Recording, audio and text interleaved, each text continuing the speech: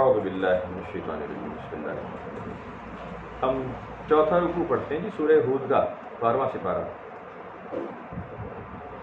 اعوذ باللہ من الشیطان الرجیم بسم اللہ الرحمن الرحیم۔ وَأُوحِيَ إِلَىٰ نُوحٍ أَنَّهُ لَن يُؤْمِنَ مِن قَوْمِكَ إِلَّا مَن قَدْ آمَنَ فَلَا تَبْتَئِسْ بِمَا كَانُوا يَفْعَلُونَ۔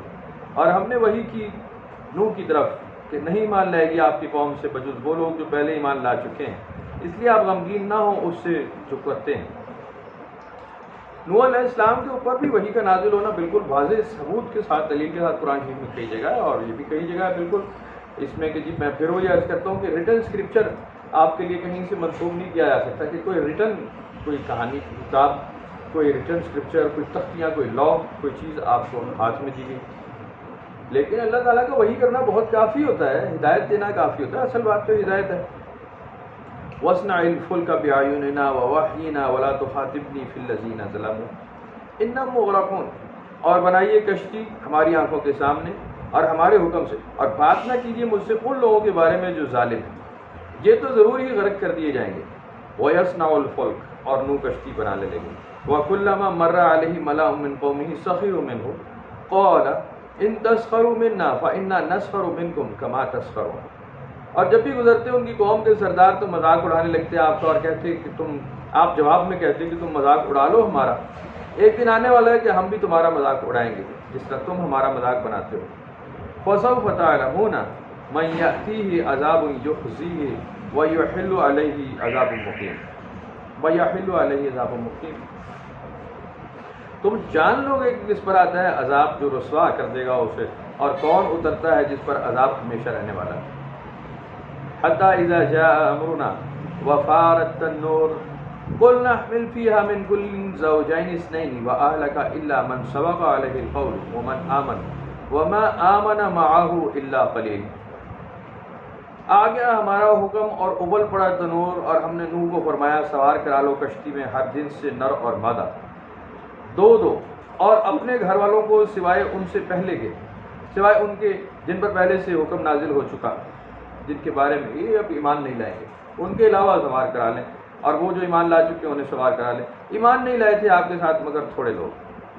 یہ ایک بہت بڑا سوال اور یہ ایک بہت بڑا مخمصہ ہے۔ ابھی بھی اگر آپ سوچیں گے نا اس کو، کچھ آثار جیسے آپ دیکھتے ہیں وہ کشتی کے آثار مل گئے، کچھ لوگ دعوے دار ہیں اس بات کے، اور وہ کشتی دیکھ لی ہم نے، وہ کہیں جودی پہاڑ جو ہے وہ ترکی میں کسی جگہ، وہ کہتے ہیں کہ جی ہے، اور وہ کشتی کی تصویریں وغیرہ بھی آپ دیکھیں، آثار دیکھیں، وہ کتنی بڑی کشتی ہے، وہ آخر کتنی بڑی، ہر جانور کا جوڑا دو دو کر کے، لیکن کچھ تو ہوا ہے نا، کہیں تو ہوا، قرآن شریف میں اگر آیا تو بات تو کچھ تو ہے۔ اب یہ وہ اتنی آسان چیز تو ہے نہیں۔ اب وہ کہے کہ جی صرف اسی علاقے پہ سیلاب آیا تھا، وہ پھر ہو سکتا ہے کہ جی اس علاقے کے جانور صرف سوار کرا لیے گئے، ورنہ جیسے بائبل والوں نے کہانی بنائی نا کتاب میں، فلم بھی بنائی ہے اس کے اوپر کہ جی مچھر بھی آ رہے ہیں ڈبوں میں بند، مکھیاں بھی آ رہی ہیں، اور سانپ بھی جا رہے ہیں، تو بچھو بھی جا رہے ہیں، کیچے، لوگ کہہ رہے ہیں کہ جی زہریلے جانور خطرناک، یہ تو اللہ تعالیٰ کی مخلوق ہے، یہ ساتھ جائے گی ہمارے، ہے جی۔ تو کہانی تو بنانے والے نے ایسی ہی بنائی، اور لکھا ہوا بھی کچھ ایسا ہی ہے کہ اس میں کوئی تخصیص نہیں کی کہ جی موذی جانوروں کو الگ کر دو اور پالتو جانوروں کو لے چلو، صرف شیر، چیتے، ہاتھی، بندر، گھوڑے ویسے پال، تو کوئی ایسی بات نہیں، جو اویلیبل تھے ایٹ دی اسپاٹ وہ سب رکھے گئے۔ اب وہ کس لیول کی کتنی بڑی کشتی تھی، ڈپارٹمنٹ اس میں بنائی گئی، کیا کچھ ہوا ہوگا، بہت بڑے سوال ہے۔ پھر اس میں کہانیاں بہت ساری، ابھی میں پچھلے دنوں ایک نئی کہانی سن رہا تھا کہ سور پتہ کدھر سے آیا، ہم نے کہا یہ ہمیں کیا پتا، ہم تو شریف آدمی ہیں، ہمیں کیا پتا یہ کدھر سے آیا، اور جن کا رشتہ دار ہے انہیں پتا ہوگا۔ اور انہوں نے کہا یہ ہاتھی کو جناب علی، یہ جب نوح علیہ السلام نے سوار کرایا نا، جب باہر نکلے تو بدبو بڑی تھی، ظاہر ہے وہ گند، وہ فضلہ، غلاظت بہت زیادہ ہے کشتی میں۔ انہوں نے کہا جی کشتی میں صفائی کرواؤ، تو اللہ تعالیٰ نے انہیں کہا کہ ہاتھی پہ ذرا اس کے ماتھے پہ ہاتھ پھیرو، وہ ماتھے پہ ہاتھ پھیرا، ہاتھی نے چھینک ماری، وہاں سے خنزیر نکل آیا جوڑا، ٹھک، انہوں نے صفائیاں شروع کر دی کیونکہ رہتے ہی غلاظت۔ عجیب کہانیاں، 2 روپے والی بے شمار پھیل گئی۔ اب اس میں ظاہر ہے کہ ایک بہت بڑا یہ ایک سوال ہے جس میں کہانیاں بنتی رہیں گی ہمیشہ۔ ہمارے اوپر بس اتنا ہی ہے کہ ہمیں کہا نہیں گیا کہ آپ کتنے بندے سے سوار کرائیں، یا وہ بندے کون تھے جو کشتی میں سوار ہوئے، وہ جانور کون تھے، آدمی گنتی کر کے دو۔ اگر کوئی گنتی کرتا ہے انسانوں کی کتنے بندے ساتھ تھے، یا اگر کوئی گنتی کرتا ہے جانوروں کی، کون کون سے جانور ساتھ تھے، وہ کون سا دینی کام کر رہا ہے؟ کون سا دینی کام ہے جی؟ یہ مذہبی کام ہے، مذہبی فریضہ ہے جو ادا کر رہا ہوں۔ سوچنے کی بات۔ ایک میں اس لیے سنا رہا ہوں کہ ایک بہت بڑا گروہ تیار ہو چکا ہے اس بات پہ، جو ان آدمیوں کی گنتی کر رہا ہے کہ نوح علیہ السلام کے ساتھ کتنے لوگ تھے اور بعد میں ان کا کیا ہوا۔ اس کے اوپر ایک بہت بڑا عقیدہ بیس کر چکا ہے اس وقت ود ان پاکستان۔ وہ میں آپ کو سناؤں گا بعد میں، کمال ہے، آپ کو مزہ آ جائے۔ تھوڑے سے ہی مان لیا، وَقَالَ ارْكَبُوا فِيهَا بِسْمِ اللَّهِ مَجْرِيهَا وَمُرْسَاهَا، اور نوح علیہ السلام نے کہا سوار ہو جو اس کشتی میں، اللہ کے نام کے ساتھ ہی اس کا چلنا ہے اور اس کا رکنا بھی، یعنی مرسا یہ ڈنگر انداز ہونا، کشتی کا رک جانا بھی اللہ کے حکم سے ہی ہوگا۔ اِلَّا رَبِّي لَغَفُورٌ رَحِيمٌ، کہ میرا رب تو مغفرت فرمانے والا، رحم فرمانے والا ہے۔ وَهِيَ تَجْرِي بِهِمْ فِي مَوْجٍ كَالْجِبَالِ، اب یہ چلنے لگی کشتی ایسی موجوں میں جو پہاڑوں کی مانند تھی۔ وَنَادَى نُوحٌ ابْنَهُ وَكَانَ فِي مَعْزِلٍ يَا بُنَيَّ ارْكَب مَعَنَا وَلَا تَكُن مَعَ الْكَافِرِينَ، اور نوح علیہ السلام نے پکارا اپنے بیٹے کو کہ اے بیٹے داخل ہو جا اس کشتی میں میرے ساتھ اور کفار کی جماعت میں شامل نہ ہونا۔ قال سآوی الی جبل یعصمنی من الماء، اس نے کہا کہ میں تو کشتی کی ضرورت ہی نہیں، میں کسی پہاڑ پر چڑھ جاؤں گا اور یہ بچا لے گا مجھے۔ قال لا عاصم اليوم من امر اللہ الا من رحم، نوح علیہ السلام نے بتایا اس کو کہ آج اللہ کا عذاب آیا ہوا ہے، یہ کوئی کشتی پانی والا مسئلہ نہیں ہے، اب تو جو میرے ساتھ ہوگا صرف اسے ہی بچایا جائے گا۔ اللہ کا حکم آ چکا ہے، پہاڑ شہاڑ کا معاملہ نہیں رہا، یہ تو تمہیں تباہی کرے گا جو میری کشتی سے باہر ہوگا۔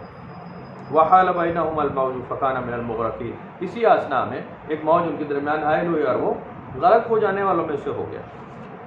وقیل یا ارض ابلعی ماءک ویا سماء اقلعی وغیض الماء وقضی الامر واستوت علی الجودی وقیل بعدا للقوم الظالمین، پھر ہم نے کہا زمین کو کہ نگل لے اپنا پانی واپس، اور آسمان کو کہا تھم جا، اور اتر گیا پانی اور حکم الہی نافذ ہو گیا۔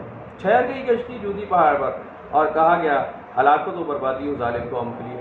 اب یہ جیسے پچھلے سبق میں بھی ہم دہرا رہے تھے کہ زمین کے اندر بھی اس سمندر سے ایک بہت بڑا سمندر دریافت ہو گیا جو اس سمندر سے بہت بڑا ہے، اس پانی سے بہت آگے کا پانی۔ تو قدرت ہے، حکمت ہے، پتہ نہیں کیا کچھ ہو رہا ہے اور ہماری تو سوچ عقل بہت ناقص ہے۔ تو میں اس کو کہیں سائنس وائنس سے نہیں ملانا چاہ رہا، میں تو یہ بتا رہا ہوں کہ اللہ تعالیٰ کا حکم ہے، جب آتا ہے تو انسان کی سوچ سے باہر۔ اب بھی جب سیلاب آتے تو انسان کی سوچ سے باہر ہوتا ہے کہ پہاڑوں میں کس طرح پانی سواد میں دیکھا آپ نے کیسے چڑھا اوپر پہاڑیوں کے اوپر، ایسے پہاڑ جن پہ برف پڑتی ہے اتنے اونچے ہیں جی، اور وہاں پہ سیلاب جب چڑھتا ہے تو پانی وہاں پہ بھی چڑھ جاتا ہے۔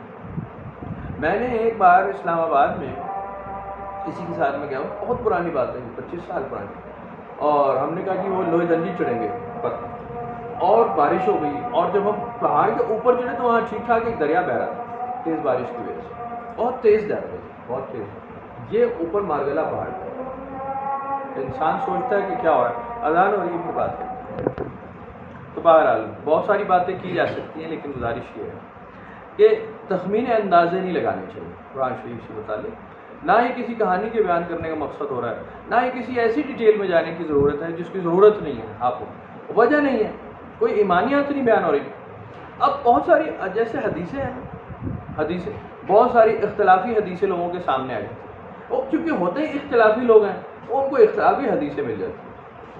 ایمانی لوگ جو ہوتے ہیں ان کو ایمان والی حدیثیں ملتی ہیں جو ان کے ایمان کو بڑھاتی ہیں۔ قرآن شریف کا بھی معاملہ بالکل ایسے ہی، قرآن شریف میں لکھا ہے کہ اسی میں ایسی آیتیں مل جائیں گی جو تمہارے ایمان کو بڑھائیں گی، اور کچھ ایسی آیتیں مل جائیں گی جو تمہارے ایمان کو بالکل متزلزل کر دیں گی، تمہارے کفر کو بڑھا دیں گے۔ قدرت کے نظام۔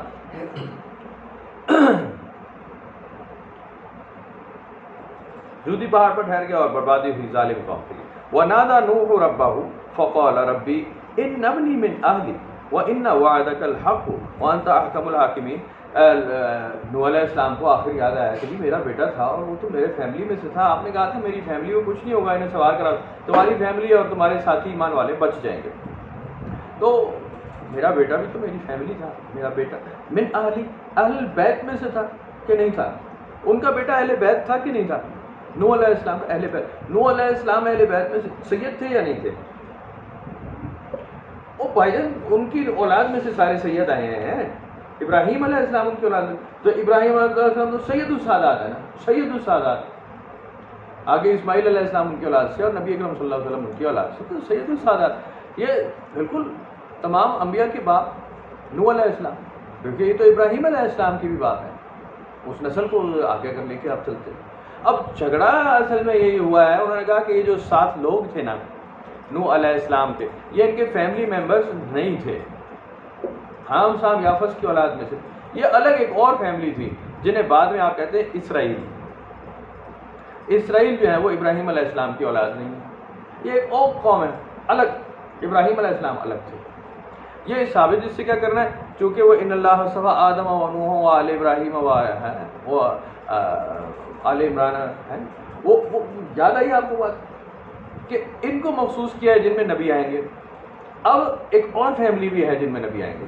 اسرائیل جو ہے وہ ایک اور فیملی ہے، وہ آل ابراہیم نہیں ہے.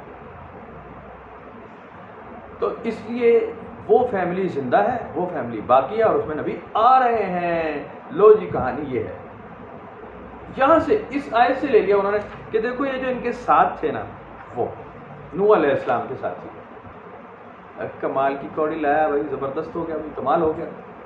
یعنی ساری ہسٹری کو لپیٹ کے پرے مارو اور قرآن شریف کو بھی کہ جی اس میں متعدد بار آل ابراہیم کا ذکر ہو رہا ہے کہ ہم نے ان کے ساتھ کیا کیا. وہ میں نے آج 2 گھنٹے کی ویڈیو ریکارڈ کی ہے، بہرحال وہ بھی ہمت ضرورت ہو تو سنیے گا. تو بہرحال من اہلی، میرے اہل میں سے تھا، میری فیملی، میرا اہل بیت تھا، ہے جی، میرے گھر کا بچہ تھا.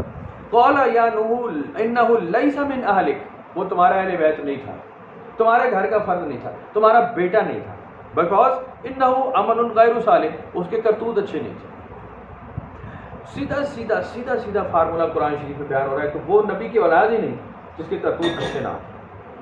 ابراہیم علیہ السلام کو بھی بڑا واضح قرآن شریف میں اللہ تعالیٰ فرما رہے ہیں اسی بات کو کہ جب ابراہیم علیہ السلام خانہ کعبہ کی تعمیر کر رہے ہیں اپنے بیٹے کے ساتھ مل کر، اسماعیل علیہ السلام کے ساتھ، اور دعا کرتے ہیں کہ جی اس گھر کے رہنے والوں کو امن دے، برکت دے، خیر دے، میری ذریت میں سے نبوت دے، امامت دے. اللہ تعالیٰ فرما رہا ہے دوں گا ضرور، لیکن گھسیٹوں گا بھی. اگر نافرمانی کرے گا جہنم کی طرف گھسیٹوں گا، چھوڑوں گا نہیں، چاہے تمہاری اولاد میں نہیں چھوڑوں گا. فرما بردار ہوگا تو ہوگا، نافرمان ہوگا تو پھر گھسیٹا ہی جائے گا. دوبارہ بس مجھ سے سوال نہ کرو اس چیز کا جس کا تمہیں علم نہیں. بات یعنی بالکل تنبیہ کر دی کہ آئندہ بات مت کرنا مجھ سے. تمہارے جو فرما بردار ہیں وہ تمہاری فیملی ہے، جو فرما بردار نہیں وہ تمہاری فیملی نہیں ہے. اب جیسے وہ آل ہی و عطرت ہی نا، آل میں اسی لیے عرض کرتا ہوں کہ آل جو ہے وہ فرما بردار لوگوں کا گروہ ہے. نبی اکرم صلی اللہ علیہ وسلم کے فرما بردار لوگ جو ہیں نا، چاہے وہ سلمان فارسی ہے، چاہے وہ بلال حبشی ہے، دس از دا آل، یہ ہے آل. اور چاہے وہ حضرت خدیجہ الکبریٰ ہیں. حضرت خدیجہ الکبریٰ بنو ہاشم ہے. بنو ہاشم ہے کون ہے؟ بنو اسد ہے. بنو اسد تو وہ اہل بیت میں سے ہیں یا نہیں؟ یار لوگ کیا کہتے ہیں؟ نہیں ہے. لیکن تو ٹھیک ہے، حضرت فاطمہ تو ہے. ٹھیک، عجیب بات، کوئی مطلب خود سوچنے پڑے گی بات، ہم کیوں کسی کو سمجھائیں کہ سوچو. لیکن بات اتنی ہے کہ آپ کے جو ساتھی ہیں، آپ کے جو فرما بردار ہیں، آپ کے ہاتھ میں اسلام قبول کرتے ہیں اور جینے مرنے کی قسم کھا لیتے ہیں، جن کے بارے میں رسول اللہ صلی اللہ علیہ وسلم خود صحیح حدیث میں ارشاد فرماتے ہیں یہ اہل یثرب کے لیے، مدینہ والوں کے لیے، کہ تمہارا گوشت میرا گوشت، تمہارا جینا میرا جینا، تمہارا مرنا میرے ساتھ ہے. تم کسی پہاڑ کی کھو میں بھی ہوگے تو اللہ کا رسول تمہارے ساتھ ہے جی. وہ کہاں لے کے جائیں گے؟ اگر کہتے ہیں کہ جناب علی علم و فضل میں یکتا جو ہے، جو سب سے زیادہ حلال اور حرام کے بارے میں جاننے والا شخص اس وقت روئے زمین پر موجود ہے، وہ ہے معاذ ابن جبل. صحیح حدیث. کدھر لے کے جائیں گے بھائی جان یہ ساری حدیثیں؟ آپ کہاں لے کر جائیں گے؟ کیا سارے بنو قریش میں سے، بنی ہاشم میں سے لے کر آئیں گے؟ نہیں ہو سکتا نا، مشکل ہے. بنی ہاشم میں سے اب بڑے بڑے نام میں لے دوں گا جو نافرمانوں کے، تو پھر بڑی پھر چلیں گے. بہرحال گزارش یہ ہے کہ اللہ تعالیٰ کا سیدھا فارمولہ ہے کہ اہل بیت فرما بردار لوگوں کی جماعتوں کی بڑی سیدھی بات ہے. کسی کو اچھا لگتا ہے ٹھیک ہے، نہیں لگتا تو نہ ٹھیک، کوئی بات نہیں، جو مرضی کرتے ہیں. تو میں نصیحت ان کو کرتا ہوں، نہ ہو جانا نادانوں میں سے. ایسی بات مت کرو جو تم جانتے. میں تمہیں فارمولہ بتا رہا ہوں کہ یہ فارمولہ رہتا ہے ہمیشہ. قول ربی انی اعوذ بک، اب یہ چونکہ برگزیدہ نبی تو فوراً پناہ مانگی اللہ سے. ان اسألک ما لیس لی بہ علم، کہ میں ایسا سوال آپ سے پوچھوں جو پوچھنے لائق نہیں، جو مجھے پتا نہیں کہ پوچھنے لائق تھا یا نہیں، میں ایسا سوال پوچھنے سے ہی پناہ مانگتا ہوں۔ وَإِلَّا تَغْفِرْ لِي وَتَرْحَمْنِي أَكُن مِّنَ الْخَاسِرِينَ، تو ہی میری مغفرت نہ فرمائے، مجھ پہ رحم نہ فرمائے، میں تو نقصان اٹھانے والوں میں سوچوں فوراً ہی۔ اور یہی انبیاء علیہ السلام کا فرمان کئی بار قرآن شریف میں لکھا ہے۔ وَمَا أُبَرِّئُ نَفْسِي إِنَّ النَّفْسَ لَأَمَّارَةٌ بِالسُّوءِ، یہ یوسف علیہ السلام، ابھی آپ آگے پڑھیں گے، حضرت سورہ یوسف پڑھ لیں گے۔ یوسف علیہ السلام کہتے ہیں کہ میں تو اپنے نفس کی برات کا دعویٰ کر ہی نہیں سکتا، اللہ تعالیٰ نہ بچائے تو میں تو گمراہ ہو جاؤں فوراً، میرا تو ٹائم ہی کوئی نہ لگے۔ خود نبی پاک صلی اللہ علیہ وسلم کی کئی روایتوں میں یہ بات آپ کو مل جاتی ہے کہ وہ تو کسی وقت بھی پھیر سکتا ہے دین سے، اس کے بارے میں اس کے لیے کیا بھائی گا، وہ تو مالکوں کا مالک، بادشاہوں کا بادشاہ ہے، پناہ مانگتے رہنی چاہیے اس سے۔ قیل یا نوح اہبط بسلام منا وبرکات علیک وعلی امم ممن معک، اور ارشاد ہوا کہ اے نوح کشتی سے اتریے امن و سلامتی کے ساتھ، ہماری طرف سے برکتوں کے ساتھ جو آپ پر نازل ہوئی ہیں، اور وہ جو ممن معک، اور جو آپ کے ساتھ ہیں، یا ممن معک جو ہے وہاں سے ادھر سے نقطہ ڈھونڈ لیا کہ جی یہ ایک پوری علیحدہ قوم تھی، اور اس کا ذکر قرآن شریف میں اس طرح ملتا ہے کہ نوح علیہ السلام کے ساتھ اکٹھے ہو گئے تھے۔ اور پھر ٹھیک اگر ایسا ہی ہے تو ٹھیک ہے، یہ بھی انسان تھے یا نہیں تھے؟ انسان تھے تو پھر آدم علیہ السلام کی اولاد میں سے ہوں گے۔ اینڈ ریزلٹ کیا ہوتا ہے؟ آدی مانو ہوں گے، پہلا انسان اور عرض، وہ تو آپ کو ہر عقیدے میں ملتا ہے نا۔ ایون ڈارون بھی کہتا ہے، ڈارون نہیں کہتا یہ بات، ڈارون کیا کہتا ہے جی؟ بندر سے پیدا ہوئے انسان، تو بندر سے پہلا انسان تو پیدا کرواتا ہے نا تو بھی بھائی، پہلا انسان تو بندر سے تمہارے عقیدے کے مطابق بنا ہوگا، تو پہلا انسان تو کہیں نہ کہیں ہے نا، جہاں سے نسل انسانوں کی چلی ہے، تو پہلا انسان ہمارے عقیدے کے مطابق آدم علیہ السلام ہے، تو آدم علیہ السلام کی تو اولاد ہے نا وہ، چاہے بنی اسرائیل کا ہو چاہے کچھ کا ہو، نوح علیہ السلام کو، ابراہیم علیہ السلام کو، یہ سارے کے سارے ابن آدم ضرور ہیں، اس میں کوئی شک نہیں ہو سکتا۔ کوئی آسمان سے نہیں نازل ہوا علیحدہ آدم علیہ السلام کے علاوہ کہ جی آدم علیہ السلام کو جنت سے نکالا، لیکن ایک اور قوم تھی وہاں آباد جنت کے دوسرے کونے میں، جب انہوں نے پھل کھایا تو انہیں بھی اتار دیا۔ ایسی بھی کوئی بات کسی کتاب میں، ایسی کوئی بات قرآن شریف میں تو نہیں ہے، ہو سکتا ہے کوئی کتاب ہو بھائی۔ وَأُمَمٌ سَنُمَتِّعُهُمْ ثُمَّ يَمَسُّهُمْ مِنَّا عَذَابٌ أَلِيمٌ۔ اب یہ بالکل وہی بات ہے جو ابھی ڈسکس کر رہے تھے، ذرا غور سے دیکھنے والی۔ اور آئندہ کچھ قومیں ہوں گی، ہم لطف اندوز کریں گے انہیں، پھر پہنچے گا انہیں ہماری طرف سے دردناک عذاب۔ اب بات یہ ہے کہ نوح علیہ السلام کی قوم کو غرق کیا گیا اسی بات پہ کہ یہ ایمان نہیں لائیں گے، اب بچنا وہ چاہیے جو ایمان والا ہو، پیچھے پوری قوم غرق، ایمان والے کشتی میں سوار کرا لیے بچ گئے، یہ ایمان والے، انہیں کی قوم میں آگے اللہ تعالیٰ فرما رہا ہے پھر نافرمان ہوں گے جنہیں میں نے پھر پکڑ لینا ہے۔ جب نافرمان ہی آگے آنے تھے تو پیچھے والوں کو مارنے کی کیا وجہ ہے؟ انہیں بھی رہنے دیتے تھے۔ 1000 2000 5000 سال اللہ تعالیٰ کے لیے کون سی گنتی ہے؟ تھوڑے ہی عرصے میں یعنی یہ پھر نافرمان ہو جائیں گے، چاہے نوح علیہ السلام کے ساتھ کشتی میں سوار تھے، چاہے ان کے بچے تھے، چاہے کوئی اور تھے، اس کے قبیلے والے تھے، کچھ بھی تھے۔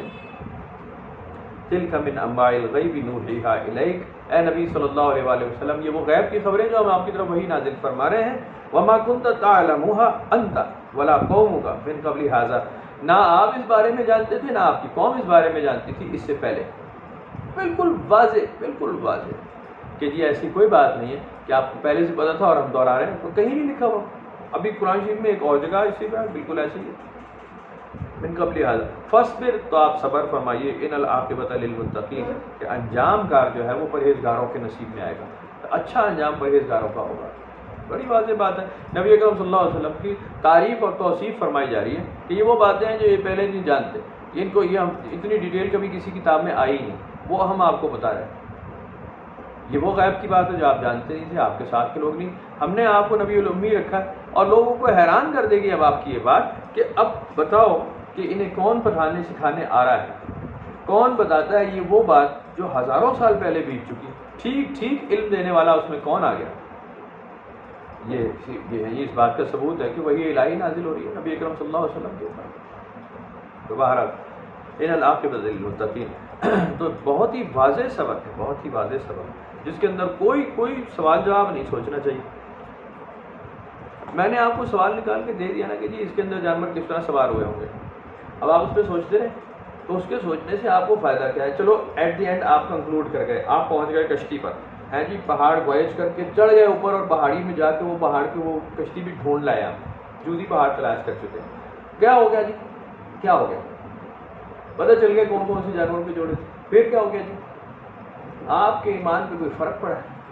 آپ کے اب کوئی چاند پہ چلا گیا، جیسے بہت سارے چلے گئے، رشیا اور انڈیا چاند پہ چلے گئے، چاند دیکھ لیا آپ نے، گل ہو گئی، ہم نے پہلے سے دیکھا ہوا، کیا مطلب ہے یار اس بات کا؟ چلو آپ چلے گئے کہ ہم چاند کو چیک کریں گے کہ اس میں ہیٹ کتنی ہے، تو زمین کو چیک کر لیں زمین میں ہیٹ کتنی ہے، جہاں تم نے رہنا ہے خبیثو، تم اس کا تو برباد کر رہے ہو، وہاں انہیں آباد کرنا چکر میں مریخ پہ آبادی کریں گے، اور اس کو ٹھیک کریں گے، اس کو ارتھ لائک بنائیں گے، یعنی اس میں آکسیجن پیدا کریں گے، اس میں پالوشن فری کریں گے، اس کو اس کے اندر مخصوص ضرورت کی چیزیں، ایون کاربن ڈائی آکسائڈ، یہ چیزیں ہم اس میں کریں گے، اس میں پلانٹیشن کریں گے، اس میں پانی کا بندوبست کریں گے، کچھ ایسے کیمیکل پھینکیں گے کہ جو جمع ہوا پانی ہے وہ واپس لکوڈ بن جائے، اس میں حیات تلاش کریں گے۔ یہی کام تم دنیا میں کر لو خبیث کے بچوں، اس کو تو تم برباد کر کے یہاں کوڑا ڈال کے وہاں نکل رہے، اسے بھی برباد ہی کرو گے، تو وہاں جا کے کیا نیا کرنے والے ہو؟ یہیں ٹھیک کر لو اس کو، تم اتنے کو زیادہ تھوڑی ہو گئے ہو کہ زمین میں سامان ہی رہے، یہ تو زمین بہت بڑی ہے، بہت بڑی ہے، ہو جاؤ آباد، مار ڈالو ہمیں، سیدھا تھرڈ ورلڈ کنٹریز والوں کو مارو، زمین جگہ ہی جگہ ہے، ہم تو ویسے ہی پیٹرول کے نیچے مارے گئے ہیں، ہم بات تو آئیں گے ہی نا، ہم پیٹرول بھی لے گئے تو مارے گئے ہیں نا ولنگلی، وہ کہا جاتے ہیں وہ بائی چوائس، ہاں جی بائی چوائس ہم تو باقاعدہ چوز کر کے ہم نے کہا کہ جی ہمیں ذلیل کیا جائے، تو ہم نے اپلائنسز کیے ہیں۔ اب ہماری قوم کے ہمارے لوگ اپلائنسز کیوں لیتے ہیں؟